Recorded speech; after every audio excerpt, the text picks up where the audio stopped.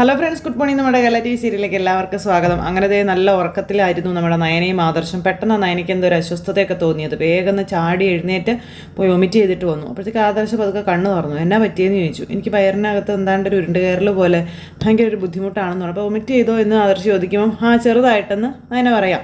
പുറത്തുനിന്ന് ഫുഡ് കഴിച്ചത് ശരിയായില്ലെന്നാണ് തോന്നുന്നതെന്നൊക്കെ പറയുമ്പം അതുകൊണ്ടാണ് ഞാൻ പറഞ്ഞത് പുറത്ത് പോയാലും അധികം ഫുഡൊന്നും കഴിക്കണ്ടെന്നും പറഞ്ഞ് നയന പറയുക കേട്ടോ. എനിക്ക് ഭയങ്കര ബുദ്ധിമുട്ടാണ്. അതുമാത്രമല്ല നമ്മൾ രാത്രിയും കഴിച്ചത് ആണല്ലോ, പിന്നെ നമ്മൾ ഒരു സ്ഥലത്ത് നിന്ന് ഓരോന്ന് വാങ്ങിച്ച് കഴിച്ചില്ലേ എന്ന് നയന ചോദിക്കുക. ഭയങ്കര വയറുവേദനയാണെന്നൊക്കെ പറയുമ്പം എന്നാൽ പിന്നെ നമുക്ക് ഇപ്പോൾ തന്നെ ഹോസ്പിറ്റലിൽ പോകാമെന്ന് പറയും. അപ്പോൾ ആദർശേട്ടൻ വരണ്ട, അമ്മയെ വിളിച്ചു പറഞ്ഞാൽ മതിയെന്ന് പറയുമ്പം എടി നീ എന്താ ഈ പറയും, നമുക്ക് പോയിട്ട് വരാമെന്ന് പറഞ്ഞു. അത് വേണ്ട ആദർശേട്ടാ, ആദർശേട്ടൻ അമ്മയൊന്ന് വിളിക്കാൻ പറഞ്ഞു. അങ്ങനെ പെട്ടെന്ന് ആദർശ് ഫോൺ എടുത്ത് ദേവയാനിയെ വിളിക്കും. അപ്പോൾ ജയനും എഴുന്നേറ്റു. അപ്പോൾ ജയേട്ടാ മോനാണല്ലോ വിളിക്കുന്നത് എന്ന് ദേവയാനി ജയനോട് പറഞ്ഞു കേട്ടോ. ഹലോ മോനെ എന്നാടാന്ന് ചോദിക്കുമ്പോഴത്തേക്കും അമ്മേ അച്ഛനെ കൊണ്ട് പെട്ടെന്ന് നിങ്ങൾ വന്നേ, എനിക്ക് തീരെ വയ്യ എന്ന് പറയുമ്പം അയ്യോ എന്നാ പറ്റിയെന്ന് ചോദിച്ചു. പെട്ടെന്ന് രണ്ടുപേരും കൂടെ എഴുന്നേറ്റ് മുറിയിലേക്ക് പോവുക. വേഗം വാതിൽ തുറന്നു. ആദർശം എന്നാ പറ്റിയെന്ന് ചോദിച്ചു. അപ്പോഴത്തേക്കും എനിക്ക് ഭയങ്കര വയറുവേദനയാണെന്ന് പറഞ്ഞു. അപ്പോൾ മോളെ എഴുന്നേക്ക് നമുക്ക് ഹോസ്പിറ്റലിൽ പോകാമെന്ന് പറഞ്ഞു. അമ്മ എനിക്കിപ്പോൾ ചുക്ക് കാപ്പി ഉണ്ടാക്കി തന്നാൽ മതിയെന്ന് പറഞ്ഞു. നയന ഇത് മാറിക്കോളൂ എന്ന് പറഞ്ഞു. അപ്പോൾ ജയേട്ടാ ഇത് കണ്ടോ എന്ന് ദേവേനി പറയുമ്പോൾ മോളെ നല്ല പെയിൻ ഉള്ളത് കൊണ്ടല്ലേ മോൾ ഇവനെ പോലും അറിയിച്ചത് എന്ന് ജയൻ ചോദിക്കാം. ഹോസ്പിറ്റൽ ഇവിടെ അടുത്തല്ലേ, പെട്ടെന്ന് നമുക്ക് പോയിട്ട് വരാമെന്നൊക്കെ ജയൻ ഇങ്ങനെ പറയണു. അപ്പോൾ മോൾക്കും ഞങ്ങൾക്കും ഒരു സമാധാനം ഉണ്ടാവുമല്ലോ എന്ന് പറഞ്ഞു. ഒന്നും മോൾ പറയണം, മോൾ വന്നേ വാ എന്നും പറഞ്ഞിങ്ങനെ അവരിതേത് കൊണ്ടുപോകും കേട്ടോ. അപ്പോൾ ആദർശനാണെങ്കിൽ അവിടുന്ന് പോകാനും പറ്റത്തില്ല. അച്ഛനും അമ്മയും കൂടി നയനയും കൊണ്ട് പോകണം. ആദർശാണെങ്കിലും മുറിയിൽ ആകെ എപ്രാളം കയറി ടെൻഷൻ അടിച്ച് അങ്ങനെ ഇരിക്കുക.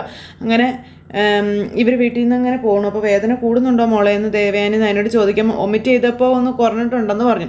ഇപ്പോൾ ഡ്യൂട്ടി ഡോക്ടറെ കാണത്തുള്ളൂ ചേട്ടാന്ന് പറയുമ്പോൾ അത്യാവശ്യം ഉണ്ടെങ്കിൽ നമുക്ക് ഗൈനക്കോളജിസ്റ്റിനെ വിളിച്ച് വരുത്താമല്ലോ എന്ന് പറഞ്ഞു ജയൻ. അപ്പോഴേക്കും ഇവർ 3 പേരും കൂടെ പോകുന്നത് കണ്ട് ജലജ അങ്ങോട്ടേക്ക് വന്നു. എങ്ങോട്ടോ എന്നും ചോദിച്ചു. അയ്യോ മുഖത്തങ്ങോട്ട് താമരപ്പ് വിടർന്നത് പോലെ വിടർന്ന് ഇങ്ങനെ നിൽക്കുക ചിരി. എന്നിട്ട് ഇങ്ങനെ ഇവരുടെ മുന്നിൽ ഇത് കാണിക്കാനും പറ്റാത്തതിൻ്റെ ഒരു ബുദ്ധിമുട്ടും ഉണ്ട്. അപ്പം മോൾക്ക് തീരെ വയ്യാന്ന് പറഞ്ഞു ദേവയാനി. അയ്യോ ഞങ്ങളെ ഒന്ന് ഹോസ്പിറ്റലിൽ കൊണ്ടുപോയിട്ട് വരാം, നീ വാതിലടച്ച് കിടന്നോളാൻ പറഞ്ഞു. അപ്പോൾ നിനക്ക് ഉറക്കമൊന്നുമില്ലെന്ന് ജയൻ. ശബ്ദം കേട്ട് ഞാൻ ഉണർന്നതാ ജയേട്ടാ എന്ന് ജലജ പറയുകയും ചെയ്തു. പാവം ആദർശ് ജയിലിൽ കിടക്കുന്നതിൻ്റെ വിഷമം കൊണ്ടാണ് ഇപ്പം ഇങ്ങനെയൊക്കെ സംഭവിക്കുന്നത്. അന്നേരം ആയിക്കോട്ടെ നീ വാതിലടച്ച് കിടക്കാൻ നോക്കിക്കൊള്ളാൻ പറഞ്ഞ് ദേവയാനി ഇവരെയും കൂട്ടിക്കൊണ്ട് അങ്ങ് പോവുകയും ചെയ്തു. ഇവരങ്ങ് പോയി കഴിഞ്ഞപ്പോഴത്തേക്കും അയ്യോ കടാ കൊച്ചു പോയാൽ മതിയായിരുന്നെന്നും പറഞ്ഞുകൊണ്ട് ജലജ ഇങ്ങനെ അവിടെ നിന്ന് സന്തോഷിക്കുക, തുള്ളിച്ചാടാനുള്ള ഇതാണ്. അപ്പോൾ അവളുടെ വയറ്റിൽ കിടക്കുന്ന കുഞ്ഞും കൂടെ പോയി കഴിഞ്ഞാൽ ഞാൻ ഡബിൾ ഹാപ്പിയാണെന്നൊക്കെ പറഞ്ഞുകൊണ്ട് നമ്മുടെ ജലജ ചേച്ചി അവിടെ നിന്ന് ഇങ്ങനെ സ്വയം പറഞ്ഞുകൊണ്ട് അവിടെ നിൽക്കുക കേട്ടോ. അത് കഴിഞ്ഞ് പിന്നെ നന്നായിട്ട് ഉറങ്ങിക്കിടക്കുന്ന നവ്യയുടെയും മുറിയിൽ വന്ന് കൊട്ടുവാണ്. അപ്പോഴത്തേക്കും ഇതാരാ ഈ നേരത്തെ എന്ന് പറഞ്ഞുകൊണ്ട് നവ്യ അതൊക്കെ കണ്ണ് തുറന്നു. അപ്പോഴത്തേക്കും അബിയോട് പോയി ഡോറ് തുറക്കാൻ പറഞ്ഞു. അബി പോയി ഡോറ് തുറക്കും. അപ്പോഴത്തേ അമ്മ എന്താ അമ്മേ ഈ രാത്രിയിൽ എന്താ അമ്മ ഇങ്ങനെ വന്ന് നിന്ന് കൊട്ടുന്നതെന്ന് ചോദിച്ചു. അന്നേരം എടാ ഒരുത്തിയെ ഹോസ്പിറ്റലിലേക്ക് കൊണ്ടുപോയിട്ടുണ്ട് നയനയെന്ന് പറയുമ്പോഴത്തേക്കും അവൻ്റെ ഉറക്കമൊക്കെ പോയി കണ്ണിങ്ങനെ വിടർന്നു വന്നു. അപ്പോഴത്തേക്കും നവ്യ ചാടി എഴുന്നേറ്റ് വന്നു. എടാ അവൾക്ക് വയറുവേദനയും തലചുറ്റലും ഒക്കെയാണെന്നാണ് പറഞ്ഞതെന്ന് പറയുമ്പോൾ നവ്യയുടെ മുഖം വല്ലാണ്ടായിട്ടോ. ആദർശ് ജയിലിലാണല്ലോ അതിൻ്റെ വേദനയായിരിക്കും എന്ന് പറഞ്ഞു. അപ്പോൾ അവളുടെ ഈ അവസ്ഥയിൽ എനിക്ക് വിഷമമുണ്ടെന്ന് നവ്യ പറയുമ്പം എന്തിനാടി വിഷമിക്കുന്നേ, നിന്നോട് ഒരു സിമ്പതി പോലും ഇല്ലാത്ത അവളോട് നീ സഹതപിക്കേണ്ട യാതൊരു കാര്യമില്ലല്ലോ എന്ന് നവ്യയ്ക്ക് പറഞ്ഞു കൊടുക്കുക. നീ കയറി കിടന്ന് ഉറങ്ങാൻ നോക്കുമോളെ, നീയും ഒരു അമ്മയൊക്കെ ആയതല്ലേ, ഇടയ്ക്ക് ഇതുപോലുള്ള വേദനകളും കാര്യങ്ങളൊക്കെ വരും, അതൊന്നും അത്ര വലിയ കാര്യമാക്കേണ്ട ആവശ്യമൊന്നുമില്ല എന്ന് ജലജ നവ്യയോട് പറഞ്ഞു കൊടുക്കുന്നു. ഇനി അവൾക്ക് കുഞ്ഞിനെ നഷ്ടപ്പെട്ടാലും അവൾക്ക് സങ്കടമൊന്നും കാണത്തില്ല എന്നൊക്കെയാണ് ജലജ നവ്യയോട് പറയണത്. അതിൻ്റെ കാരണം എന്താണെന്നൊക്കെ മോൾക്ക് അറിയാമല്ലോ. ചന്തു എന്ന് ഒരുത്തി ഇവിടെ ഉള്ളപ്പോൾ എന്തിനാണ് അവൾ വേദനിക്കുന്നത്? അപ്പം ഇതിനെല്ലാം കാരണം അയാൾ ഒറ്റ ഒരുത്തനാ, അയാളുടെ ഭാഗത്തുനിന്ന് എന്തെങ്കിലും കുഴപ്പമുണ്ടായി കാണുമെന്നും അതുകൊണ്ട് അയാൾ ജയിലിലായതെന്നൊക്കെ നവ്യ നിന്ന് പറയുമ്പം എൻ്റെ ബലമായ സംശയം അനഘയുടെ ബന്ധുക്കളെ അവനെ ജയിലിലാക്കിയതാണോ എന്നാണെന്നൊക്കെ പറഞ്ഞാണ് ജലജ ഇവിടെ പറയുന്നത്. അങ്ങനെയെങ്കിൽ അത് നല്ല കാര്യമാണെന്ന് ഞാൻ പറയത്തുള്ളൂ എന്ന് നവ്യ. അവളോട് അയാൾ ചെയ്ത ചതിക്കുക, അയാൾ ജയിലിൽ കിടക്കുന്നതിൻ്റെ അത്യാവശ്യം തന്നെയാണ്. അപ്പോൾ ഇതിനെല്ലാം കാരണം ഇതിൻ്റെ അനിയത്തി ഒറ്റ ഒരുത്തി, അതുകൊണ്ട് അവളുടെ കാര്യത്തിൽ എനിക്ക് ഒരു വിഷമവും ഇല്ല എന്ന് ജലജ നവ്യയോട് പറയണു. പിന്നെ ചന്തുമോൾ ആദർശിൻ്റെ കുഞ്ഞാണ് എന്നറിഞ്ഞപ്പോൾ തന്നെ അവൾ വീട് വിട്ട് പോകേണ്ടതായിരുന്നില്ലേന്ന് ചോദിച്ചു. അപ്പോൾ പുറത്ത് നിന്ന് യുദ്ധം ചെയ്യുകയല്ലായിരുന്നു വേണ്ടിയിരുന്നത്, എന്നിട്ട് അവനെ കോടതി കയറ്റണ്ടായിരുന്നു എന്നും ചോദിച്ചു. ഇതൊക്കെ കേട്ടോ അവ ഇങ്ങനെ നിൽക്കുക കേട്ടോ. അപ്പോൾ അതിന് പകരം ഇവനെ കോടതി കയറ്റാനും ജയിലിലാക്കാനുമാണ് നിൻ്റെ അനിയത്തിമാർ ശ്രമിച്ചുകൊണ്ടിരുന്നത്. അപ്പോൾ അതുകൊണ്ടാണ് ഞാൻ രണ്ടിനെ വെറുത്തു പോയതെന്ന് നവ്യ നേരം പറയുക. ആ വെറുപ്പ് എപ്പോഴും ഉണ്ടാകണം, അല്ലാണ്ട് ഇടയ്ക്കിടയ്ക്ക് അനിയത്തിമാരോട് സ്നേഹം പൊട്ടി മുളച്ചിട്ട് കാര്യമൊന്നുമില്ല കേട്ടോ എന്ന് നവ്യയോട് പറഞ്ഞും കൊടുക്കുക. അപ്പം നീ വന്നേ അഭി വാ എന്നും പറഞ്ഞിങ്ങനെ ജലജ അഭിയെ വിളിച്ച് പോകാൻ നോക്കുമ്പോൾ നീ പോയി കിടന്നോളാൻ പറഞ്ഞു നവ്യയോട് അഭി. എന്നിട്ട് വാതിലും ചാരിയിട്ട് അമ്മയും മോനും കൂടെ അങ്ങ് പോയി. നവ്യയാണെന്നുണ്ടെങ്കിൽ ഇങ്ങനെ ആലോചിച്ചിങ്ങനെ അവിടെ നിൽക്കുക കേട്ടോ. നവ്യയ്ക്ക് ഒരു തീരുമാനത്തിലെത്താൻ പറ്റാതെ അത് കഴിഞ്ഞപ്പോഴത്തേക്കും പുറത്തിറങ്ങിയിട്ട് എടാ ഇപ്പോഴാണെങ്കിലേ അവളുടെ മുറിക്കകത്ത് ആരുമില്ല, ആദർശാണെങ്കിൽ ജയിലിലുമാണ്, പിന്നെ ഈ ഒരവസ്ഥയിൽ അവളുടെ മുറിയിൽ നിന്ന് എന്തെങ്കിലും പോയാൽ ആരും അത് പെട്ടെന്നൊന്നും അറിയത്തില്ലടാ എന്ന് പറഞ്ഞു. അപ്പോൾ ഇത് ഞാൻ അമ്മയോട് അങ്ങോട്ട് പറയാനിരിക്കുകയായിരുന്നു എന്ന് ഈ ജലജ പറയാം. അപ്പോൾ ആദർശ് ജയിലിലായപ്പോൾ തന്നെ നമ്മൾ ആ മുറി ഒന്ന് അരിച്ചു പറക്കേണ്ടതായിരുന്നു എന്നും അതിനകത്ത് സ്വർണ്ണമൊക്കെ ഇഷ്ടം പോലെ ഇരിപ്പുണ്ടെന്നേ. എടാ ഇനിയിപ്പോൾ എന്തായാലും കുറച്ച് സമയത്തേക്ക് ആരും ആ മുറിയിലേക്ക് വരാനും പോകുന്നില്ലടാ, നീ വാ. അർഹതയില്ലാതെ ഇവിടെ കയറി വന്നതാണ് നയനയും നവ്യയും ഒക്കെ. അമ്മ ഇഷ്ടം പോലെ സ്വർണം കൊടുത്തിട്ടുണ്ട്. പിന്നെ നവ്യയെ നമ്മൾ തൽക്കാലം ഒരു നേർച്ചക്കോഴിയായിട്ട് നിർത്തിയിരിക്കുകയാണ്. പക്ഷെ നയനയുടെ കാര്യം അങ്ങനെ അല്ലല്ലോ. പിന്നെ നമ്മുടെ കമ്പനിയിലെ വലിയ ഡിസൈനർ ആണെന്നും പറഞ്ഞ് നയന കുറേ ലാഭം ഉണ്ടാക്കി കൊടുത്തെന്നും പറഞ്ഞ് ഏട്ടത്തെയും നിൻ്റെ മുത്തശ്ശിയൊക്കെ കൂടെ ചേർന്ന് ഇഷ്ടം പോലെ സമ്മാനങ്ങൾ അവൾക്ക് കൊടുത്തിട്ടുമുണ്ട്. ആ സമ്മാനത്തിൻ്റെ ഒരു പങ്ക് നമുക്ക് കിട്ടേണ്ടടാ മോനെ എന്ന് ജലജ ചോദിക്കുമ്പം ഉറപ്പായിട്ടും കിട്ടണമെന്ന് അഭി. എന്നിട്ട് രണ്ടും കൂടെ കക്കാൻ പോകാൻ തുടങ്ങുക. ഞാനിതിൻ്റെ ഇടയ്ക്ക് ഒരു ദിവസം മുറിക്കകത്ത് കയറി ചെറിയ 1-2 കമ്മലൊക്കെ അങ്ങ് എടുത്തായിരുന്നു എന്ന് അഭി പറയുമ്പം പക്ഷെ അത് ഇതുവരെ പിടിച്ചിട്ടൊന്നുമില്ല എന്നും പറഞ്ഞു. അപ്പോൾ അത് ശരി, നീ കൊള്ളാലോടാ. എടാ ചെറിയ ഐറ്റംസ് ഒന്നും എടുത്താൽ അവൾ അറിയത്തില്ലടാ. അതുപോലെ കമ്മലും മോതിരവും ഒക്കെ ഇവിടെയുള്ളവർ ഇഷ്ടം പോലെ സമ്മാനമായിട്ട് കൊടുത്തിട്ടുണ്ടെന്ന കാര്യവും പറയുക. പിന്നെ എന്തായാലും നമ്മൾ ഈ വീട്ടിലെ അധികപ്പറ്റുകളാണല്ലോ അല്ലേ എന്ന് മാത്രമല്ല, നീ വലിയൊരു തെറ്റ് ചെയ്തത് കൊണ്ട് നവ്യ സംഭവങ്ങളൊക്കെ അറിയുന്നത് വരെ മിക്കവാറും നിനക്ക് ഈ വീട്ടിൽ ജീവിതം ഉണ്ടാവത്തുള്ളൂ. പിന്നെ അപ്പോഴേക്കും എന്തെങ്കിലുമൊക്കെ ആക്കണ്ടേടാ. അത് കഴിഞ്ഞാൽ നിന്നെ ഇവിടെ നിന്ന് പുറത്താക്കാനുള്ള സാധ്യതയുണ്ട് എന്നും പറയുക. അങ്ങനെയാണെങ്കിലേ ജീവിക്കാൻ എന്തെങ്കിലുമൊക്കെ വേണ്ടേടാ നമ്മുടെ കയ്യിലെന്ന് ചോദിക്കുമ്പം അയ്യോ ആണോ എന്ന് പറഞ്ഞ് അഭി ഇങ്ങനെ നിൽക്കാം. അതിനുള്ള വകുപ്പ് ഇങ്ങനെയൊക്കെ ഉണ്ടാക്കിയേ പറ്റുള്ളൂ എന്നും അമ്മ മോറിന് പറഞ്ഞു കൊടുക്കുന്നു. നീ വന്നേ വാ എന്നും പറഞ്ഞു രണ്ടും കൂടി ചെവി അറിയാതെ നേരെ നയനയുടെ മുറിയിലേക്ക് കയറി പോകും. അപ്പോൾ ആദർശാണെങ്കിൽ പതുക്കെ ഡോറ് തുറന്ന് നോക്കുമ്പോൾ 2 എണ്ണങ്ങളും കൂടെ മുറിയെ ലക്ഷ്യമാക്കി വരുന്നത് ആദർശ് കണ്ടു. ഇനിയിപ്പോൾ എന്നാ ചെയ്യുമെന്ന് ഓർത്ത് ആദർശ് ഇങ്ങനെ ആകെ ടെൻഷൻ അടിച്ച് ഇങ്ങനെ നിൽക്കുക കേട്ടോ. എന്നിട്ട് പതുക്കെ ചെന്ന് ഡോറ് തുറക്കും. അപ്പോഴത്തേക്ക് ആദർശ് എന്നെ ഇത് ഓടിച്ചെന്ന് കട്ടിലിൻ്റെ മറവിൽ ആ ഒരു വലിയ ആർച്ച് പോലത്തെ സാധനത്തിൻ്റെ പുറകിൽ ഇങ്ങനെ ഒളിച്ചിരിക്കുക ഫോണും എടുത്തുകൊണ്ട്. അപ്പോൾ ആദർശ് അവിടെ ഉള്ളതൊന്നും അമ്മയും മോനും അറിഞ്ഞിട്ടില്ല. 2 എണ്ണങ്ങളും കൂടി ഇങ്ങനെ കയറി വന്നു കഴിഞ്ഞപ്പോൾ നല്ല സ്മെല്ല്. അമ്മ അവൻ തിരിച്ചെത്തിയോന്ന് ചോദിച്ചു. ആരുടെ കാര്യം നീ പറയുന്നേ? അല്ലെന്നേ ആ ജയിലിൽ കിടക്കുന്നവനെ. എടാ നീ എന്താ കണ്ണുപൊട്ടനാണോടാ? അവൻ വന്ന് നിനക്ക് കണ്ടുകൂടെയെന്ന് ചോദിച്ചു.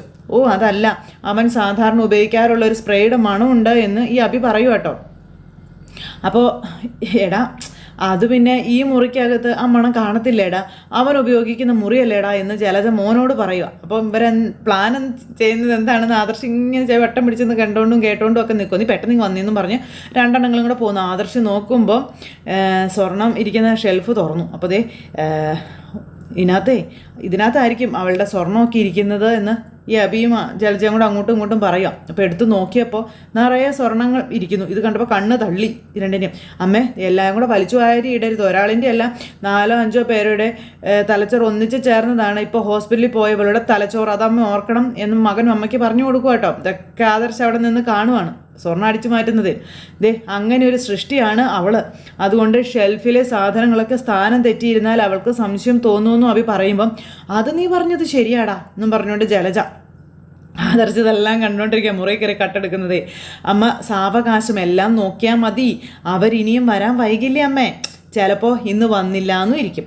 അപ്പോൾ എടാ ഇന്ന് വരാനുള്ള സാധ്യതയൊന്നും ഇല്ലടാ എന്ന് ജലജ പറയാം. അവളുടെ കെട്ടിയവൻ ജയിലിലായതുകൊണ്ടേ അവൾക്ക് പ്രഷർ കൂടിയതാ. ആ പ്രഷറിൽ കുഞ്ഞ് പോകാനുള്ള സാധ്യതയുണ്ട്. അപ്പോഴത്തേക്കും ആദർശിന് കലി വരുന്നുണ്ട്. ആദർശ് ഇങ്ങനെ കടിച്ചു പിടിച്ച് അവിടെ നിൽക്കുക കേട്ടോ. ഉള്ളതായ സാധനങ്ങൾ മുഴുവനും തപ്പി അതിൽ നിന്ന് എടുത്തു. അപ്പോൾ കുറച്ചൊക്കെ എടുത്തപ്പോൾ ഇതിലൊന്നും ഇല്ലല്ലോ അമ്മേ എന്നും പറഞ്ഞുകൊണ്ട് അഭി. അപ്പോൾ അതിനകത്ത് ഇരുന്നൊരു വലിയ പെട്ടി എടുത്തു. അത് തുറന്നപ്പോൾ അതിനകത്ത് വലിയ മാലകളിരിക്കാം. അമ്മ വലിയ നെക്ലസ് ഒന്നും എടുക്കാൻ നിൽക്കണ്ട കേട്ടോ, അവൾക്ക് സംശയം തോന്നുന്നു പറയുമ്പം എന്ന് പറഞ്ഞാൽ എടാ വലുതും കനത്തിലുള്ളത് എടുക്കണ്ടേടാ എന്ന് ജലജ അഭിയോട് ചോദിക്കും. ഇതെല്ലാം ആദർശ് കണ്ടില്ലേ? അപ്പം ഇത് നോക്കുന്നത്, ഇത് കണ്ടില്ലേ നീ? ഈ നെക്ലേഴ്സ് ഞാൻ ഒരുപാട് മോഹിച്ചതാടാ എന്ന് ജലജ മോനോട് പറയുന്നു. പാരമ്പര്യമായിട്ടേ ഈ തറവാട്ടിലുള്ളവർ കൈമാറുന്ന നെക്ലേഴ്സ് ഇത് നിന്റെ മുത്തശ്ശിക്ക് അവരുടെ അമ്മായിയമ്മ, അതായത് നിന്റെ മുത്തശ്ശൻ്റെ അമ്മ കൊടുത്തതാ. നിനക്കറിയാവോ അത്? അത് നിന്റെ മുത്തശ്ശി ദേവയാനി എന്ന അഹങ്കാരിക്ക് കൊടുത്തു.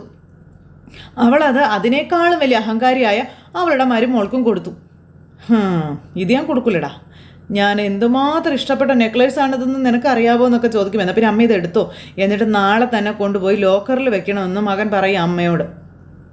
ഇതൊക്കെ കണ്ട് നമ്മുടെ ആദർശം ഇങ്ങനെ നിൽക്കുകയല്ലേ. എന്തായാലും നാളെ അവൾ ഈ സ്വർണം പരിശോധിക്കാനൊന്നും പോകുന്നില്ല എന്നും എന്തെങ്കിലും വിശേഷ ദിവസം വരുമ്പോഴേ ഇനി അവൾ അതൊക്കെ നോക്കത്തുള്ളൂ. ആ സമയത്ത് ഇത് അമ്മയുടെ ലോക്കറിൽ ഇരിക്കണമെന്നും അഭി അമ്മയോട് പറയാം. ഇനി വന്ന് ഞാൻ നോക്കട്ടെ എന്നും പറഞ്ഞുകൊണ്ട് മകൻ അതെടുത്ത് നോക്കണു. പിന്നെ രണ്ടെണ്ണങ്ങളും കൂടെ എൻ്റെ അമ്മേ ഇത് വിറ്റാലോ അമ്മ, വിറ്റെങ്കിൽ നമുക്ക് 50-50 എടുക്കാമായിരുന്നു എന്ന് അഭി. അപ്പോഴത്തേക്കും അമ്മ തട്ടിപ്പറിച്ചങ്ങ് മേടിച്ചു.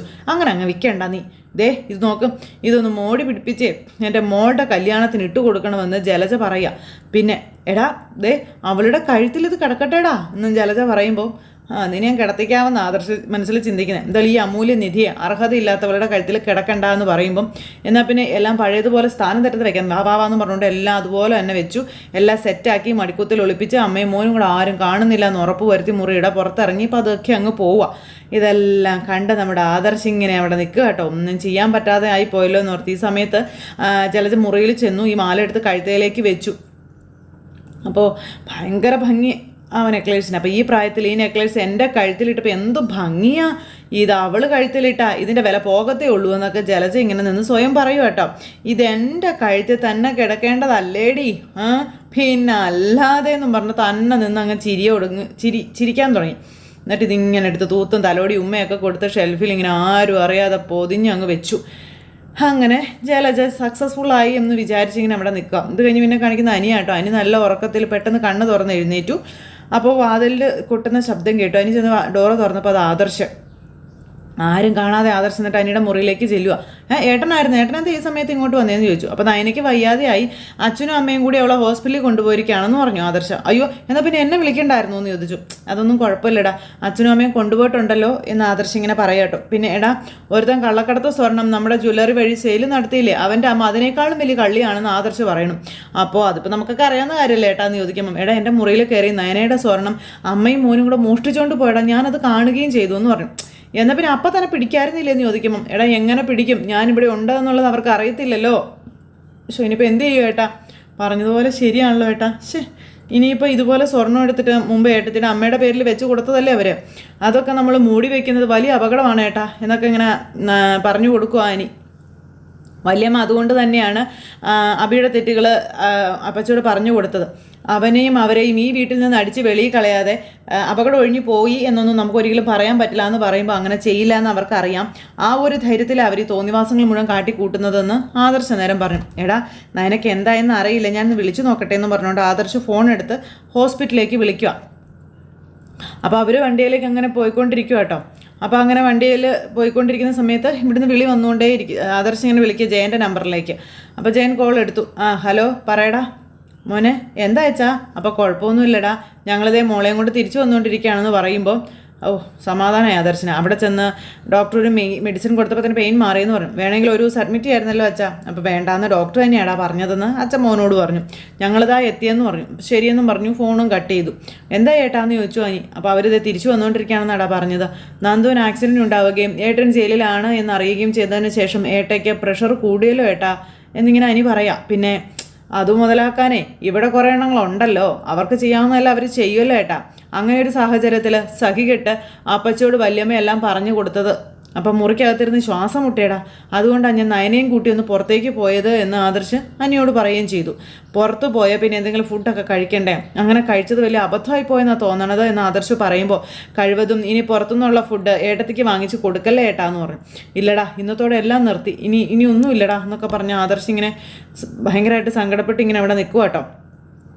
അത് കഴിഞ്ഞപ്പം എടാ അതെ ഇനി അഭിയുടെ കാര്യത്തിൽ നമ്മൾ എന്ത് ചെയ്യുമെന്ന് ചോദിച്ചു. അവനെപ്പോലെ നമ്മുടെയൊക്കെ നാശം കൊതിച്ച് നടക്കുന്ന ഒരുത്തൻ നമുക്കിടയിൽ ജീവിക്കുന്നത് തന്നെ അപകടമാണെന്നും പറഞ്ഞു. അപ്പോൾ അവനെ അന്ന് കമ്പനിയിൽ നിന്ന് പുറത്താക്കിയതുപോലെ ഈ വീട്ടിൽ നിന്നും പുറത്താക്കുകയല്ലേ ഏട്ടാ വേണ്ടത്.